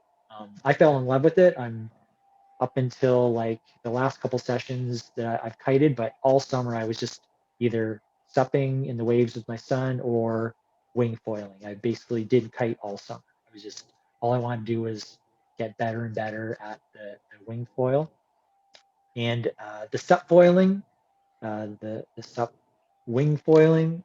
I thought There's so many would be. variations now. It's like hard. I know it's like confusing. It's like there's wing foiling, there's sup wave foiling, there's like I'm, prone foiling. It's just like, yeah, I'm and then trying people to like the imagine, wing, what are you riding? What are you using and right? people like, so it's confusing too. The wing, are you talking about the hand wing or the foil wing? So Yeah, yeah. like usually I'll say foil referring to the thing under the water. Wing is the thing that you hold on to. Some people call the foil a wing. So it's just, yeah, it gets super So confusing. I was thinking the wing as like the rudder on the bottom of the Mhm. foil, but then the Yes. wing is also the kind of like a, Kite thing like, that you hold on to.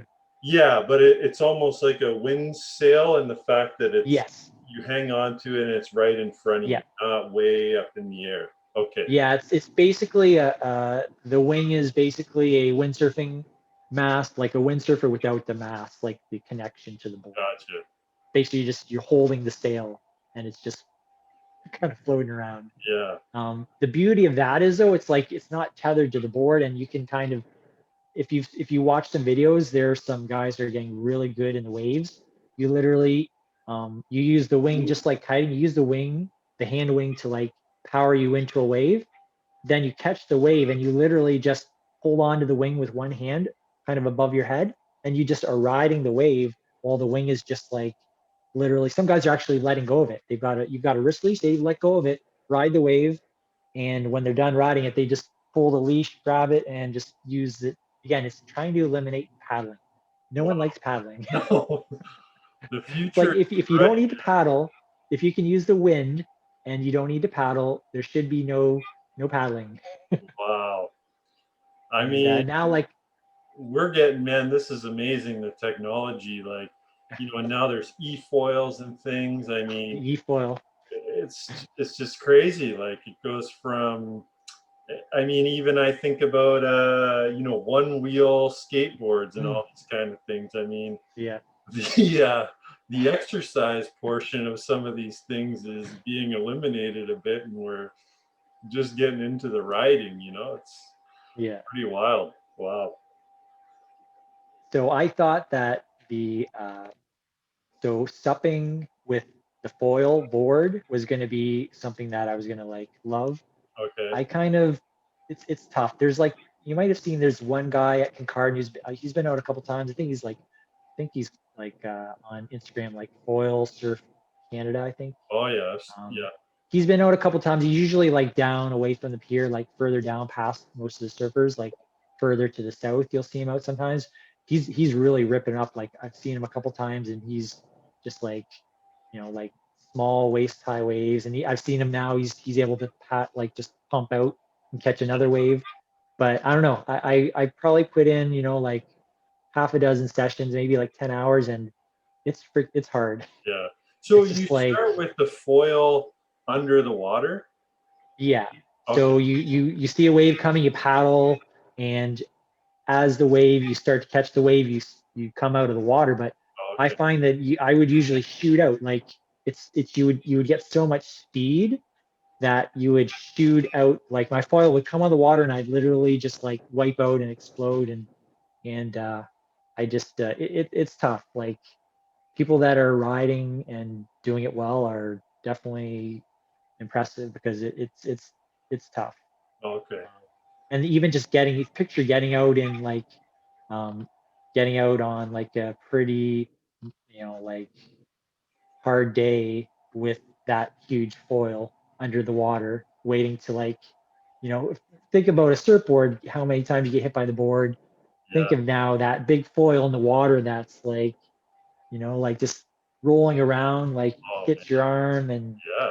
so it's just, I You don't know. can't just put on the surfer's helmet for Yeah. this thing. You need It's like a shield of armor. even the front, when you probably seen, the front wing is pretty big. The back wing is usually pretty narrow and pretty like pointy. And there's been times where I've kicked it by accident, like sliced my foot open just by kicking it by accident. Like, so you picture if you're in like overhead high waves and the thing like, gets smashed in your head. I just, yeah. So I've kind of gotten away from that. And I think I'll be mostly, if it's like head high, I'll be just sup surfing. And all these sports you're talking about, you're wearing a life jacket for all of them, right? Yeah. Yeah. Yeah. Just like an impact. That's not like like not say a Coast Guard approved, but definitely have enough float. But if I got knocked out, I'd probably be in trouble. Yeah. Wow. In my early days, I didn't wear anything. Okay. Not until I had kids did actually start really wearing. Yeah. Do you wear helmets or anything for these sports too, or? The helmet's a tough one because when you kite, and sometimes you come down so hard that definitely I know there's times where I'm sure I would have actually done more damage coming down with the helmet and hitting the water. That impact, the jarring on the neck. So there have been a lot of guys that have worn helmets that have had that issue.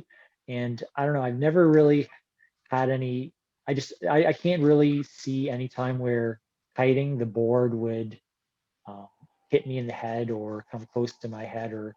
So I I don't wear a helmet. I'm snow kiting and stuff, on like snowboarding 100%.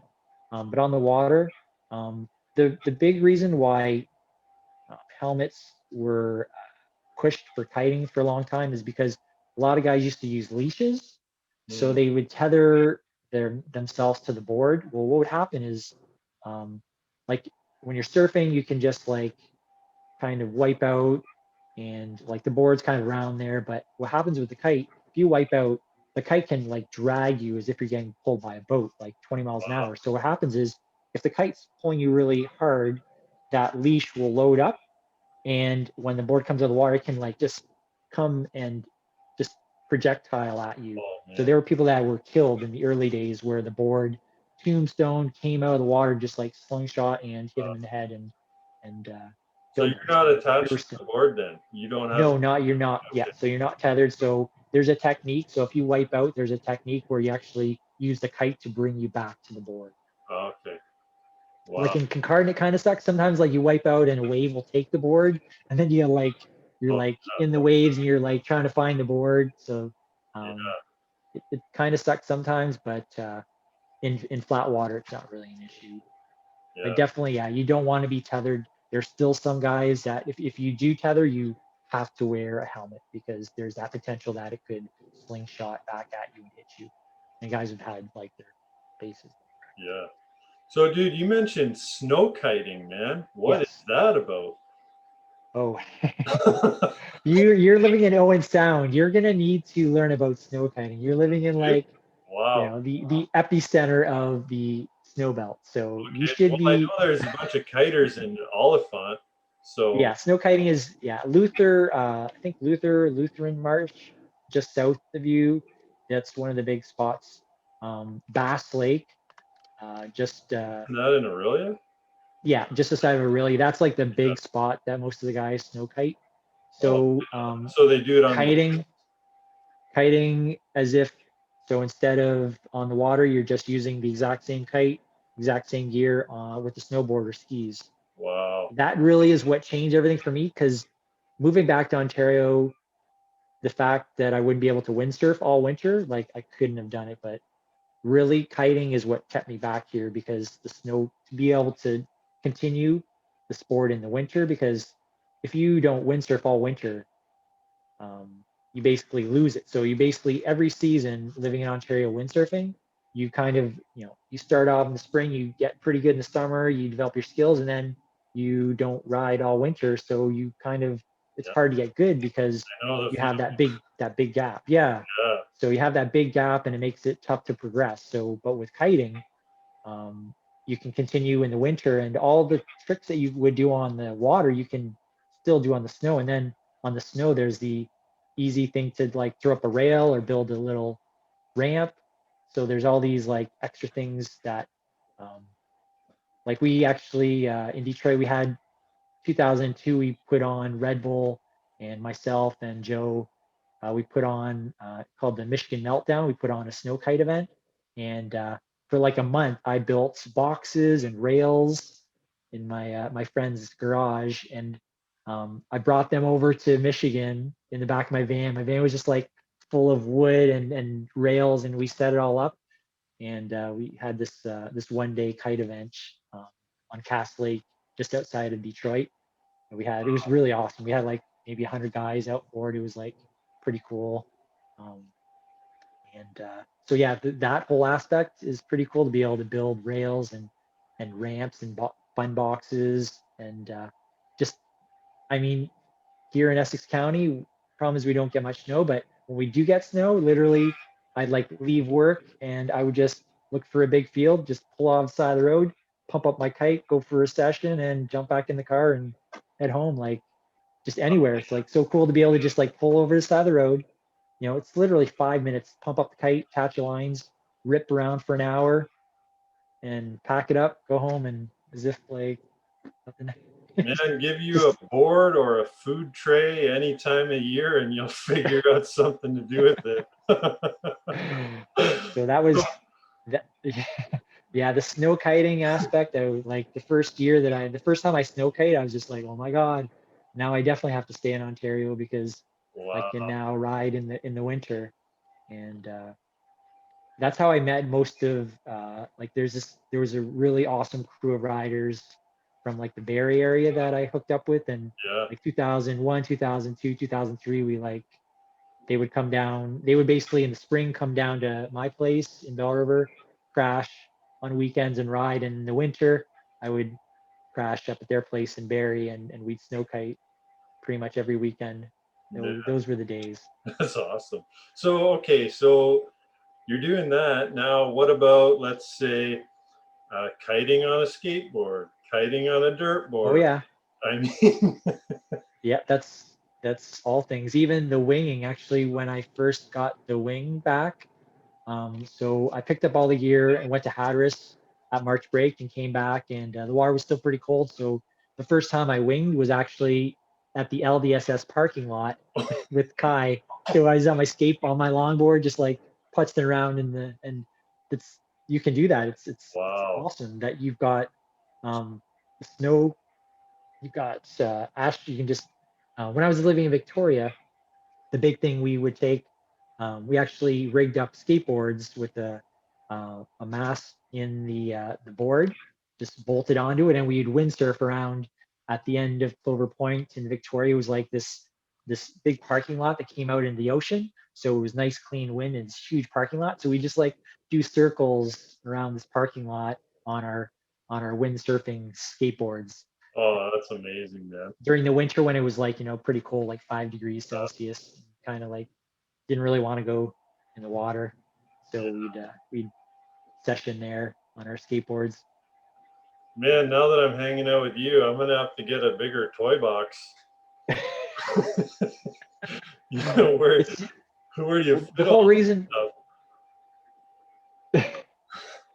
it's like when I was trying to think of like the name for my company, I was like, I didn't want to make it like I didn't want to make it geographically limited, and so that's why I like was like some like I want to be like Canada or Great Lakes or and I didn't want to have it kiting because it's like I felt like I wasn't a like a kite, but I'm more like a surfer. I want to like this. I was always in like the surf culture, surfing, kiting kind of always seemed a little like kooky, like Okay. flying a little kite at the park. Yeah. I was more like so it's like trying to come up with my name. I wanted to be like and two, I was thinking maybe I'd move back to Victoria, so I was like surf culture Canada.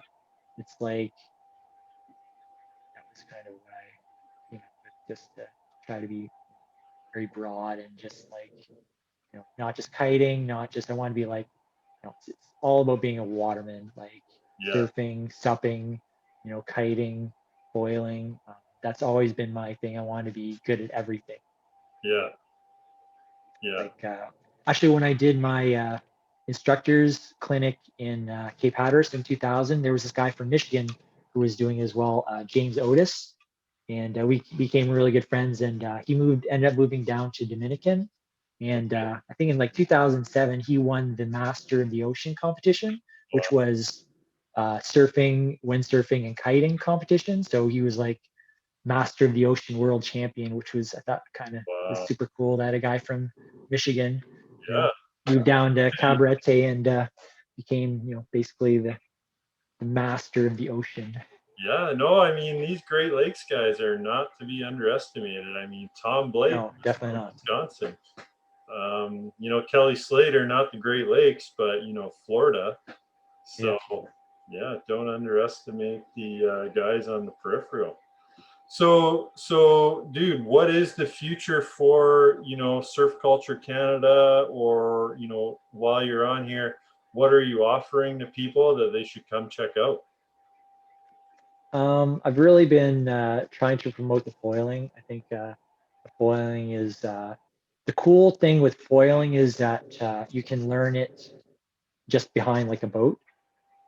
So if you want to do any foiling, if you want to kite foil, if you want to wing foil, if you want to like surf foil or even like sup foil in small waves, like you have to learn just the basics of the foil.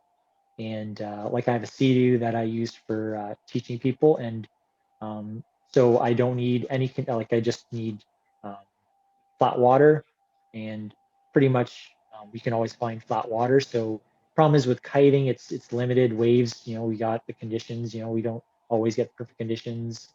But to teach people how to foil, I can actually book a lesson for like 8 a.m. Saturday morning because I can find a spot where there's going to be either protection or on a river, and just teach people the basics of the foiling. So once you learn the basics of just foiling behind the Sea-Doo, you can then now look at kite foiling, at sup foiling, at surf foiling. Opens up all those foil sports. So that's really been exciting that I can teach that in a controlled environment and anywhere, and be able to schedule lessons and not be like with kiting. It's like I'll get someone, like, oh, can I book a lesson for like, September 23rd? And it's like, sure, we can book it, but any more than 2 days out, I have no clue if there's going to be wind. Even the day before, sometimes it's like, there might be wind, there might not. So scheduling for kiteboarding here is just, I mean, really anywhere. I mean, even in the spots that have quote guaranteed wind, it's not always guaranteed. Uh, so it makes it running a kiteboarding school in the Great Lakes, and there are lots, and it's something that you could never do full time because it's just so difficult to schedule. And I know there were a lot of guys maybe like 5, 10 years ago trying to do it full time, and a lot of them were teaching at like Saddle Beach, but living in like Kitchener, Waterloo, so they would like say schedule lessons at Saddle Beach for a full day, and sometimes there'd be no wind, so they would drive there, they would spend the whole day there, basically not make any money, but have spent all that money on gas and their Um, time. And so it's just really a difficult thing to do. Even people a lot of times will get frustrated with the instructors because they feel like, you know, they're almost like blowing them off, but it's not that. It's like, someone wants a lesson tomorrow, but there's no wind. I can't, we can't do a lesson. There has to be yeah, 10 miles an hour wind. So that's why the foiling is super exciting that I can basically schedule that anytime, and we don't need any. We're not looking for any perfect conditions. It can just be, if it's a little choppy, even it doesn't matter. Uh, but you're doing that with the jet ski, you said, right? yeah, Yeah. yeah. I feel like the jet ski is really works well. Until you can get people like just pumping, like you said, but that's not something you That's can like probably. way Yeah, that's that's not like way in the stage stuff. future. Yeah. Okay. So even and the also it's so cool because just behind the Sea-Doo with the foil is so fun. It's you're flying. It is such a cool experience, and it's pretty easy to learn. The gear has gotten really good, really beginner friendly. Whereas even like year, 2 years ago, it was pretty difficult. The advancements in the foiling gear is just um, been like in the last 2 years, it's advanced so much and become much more user friendly, much more beginner friendly, much easier to get into. And it's just super exciting. Like the foiling has really opened up, and then it opens up like just like wave spots that would be crappy for any other type of surfing. Um, and Yeah. kiting, being able to kite in super light wind where you could never normally kite. So the foiling is really, not only is it just cool foiling in itself, it just opens up so many more possibilities of getting out on the water in so many different spots like that weren't that good before, Absolutely. now Yeah. become perfect like surf spots. Yeah.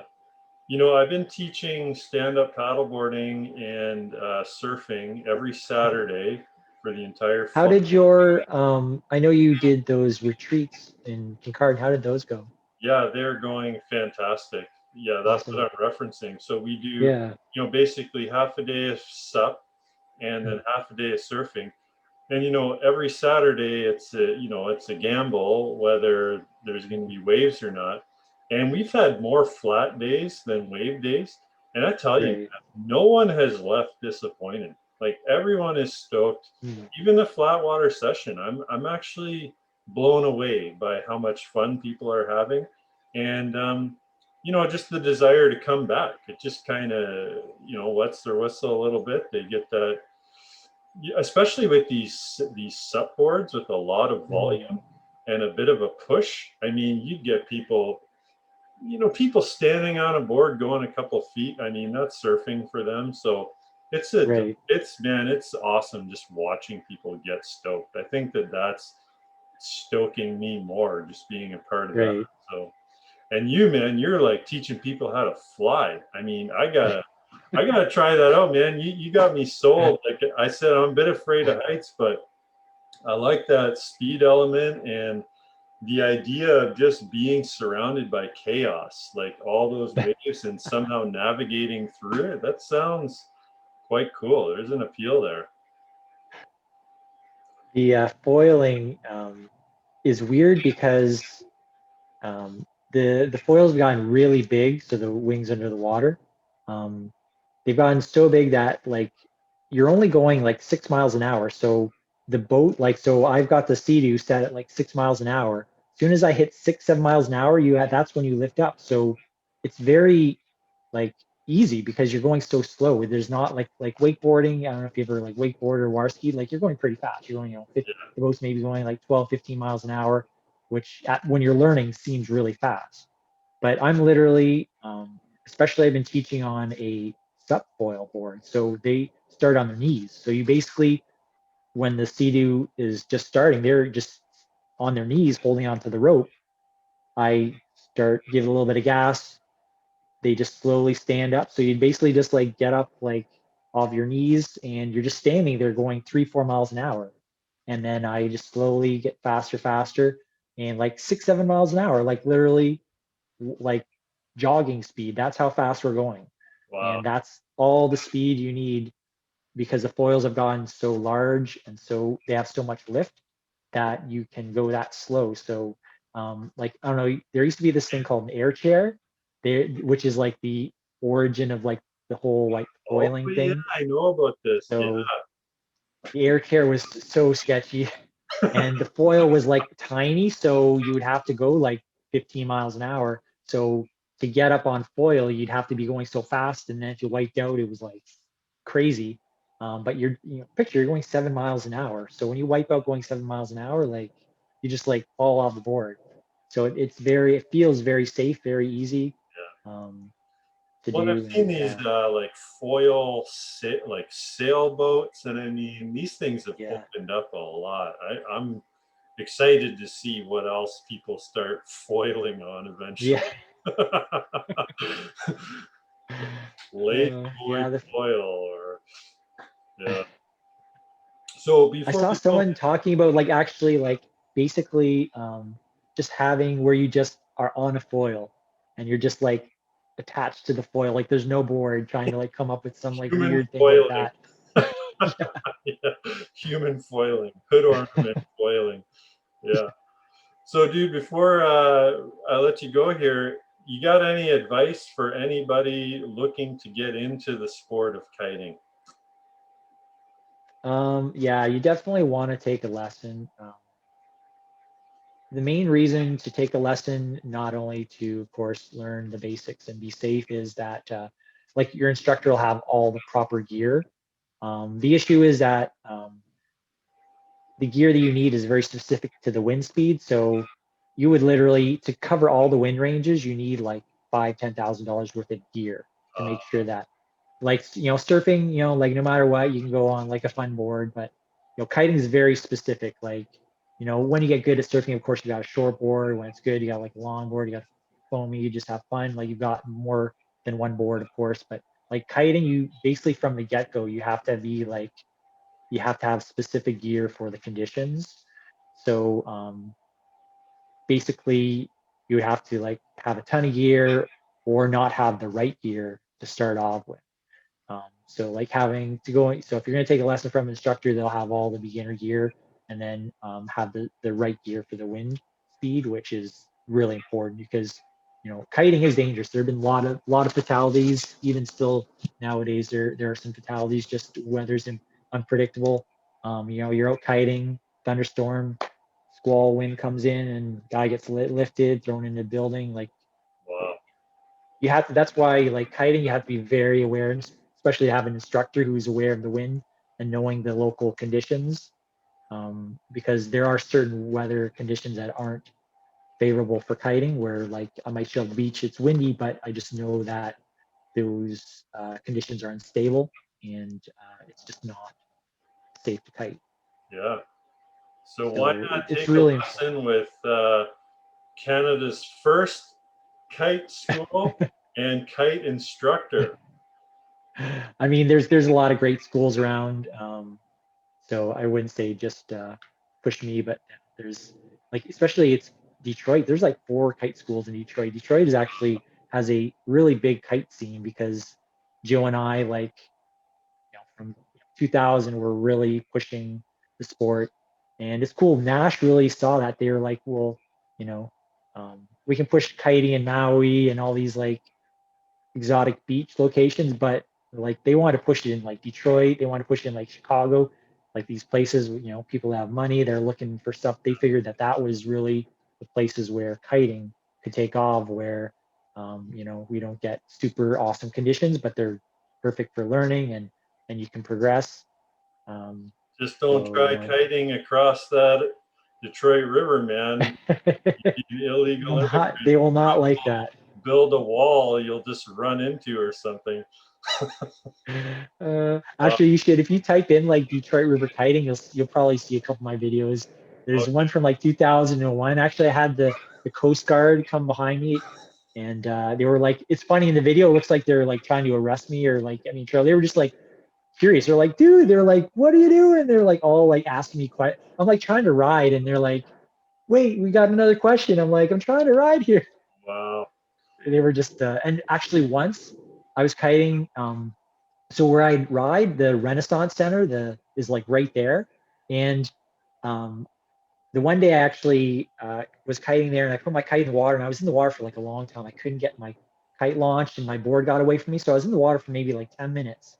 And I finished my session. I came in, and this lady comes and starts talking to me, and she's like, we were like, I work in the Renaissance Center. She's like, the whole floor was watching you, and they were like gonna try to call the Coast Guard because they saw you on the water. And I was just like kind of like, really? Like everyone on your floor was like, they're like, yeah, everyone had stopped working. We're just watching you kite from the 20th floor of the Renaissance Center on the Detroit River. And I was like, that's pretty cool to think that, like all those office people were probably sitting there watching me kite. Yeah, for real. No, it is really fun to watch. That is for I, I sure. I always wanted to have like my dream actually like Kitestock. I wanted to have a international kite competition on the Detroit River right in front of the casino. When the Nice. wind is like southwest, it just funnels through there. It's actually really good. It's just like it doesn't happen that often, but I always thought like it would be such a cool venue to have. Like there are a lot of competitions that are like have a window, like a 2-week window, and it's that day that has the perfect conditions.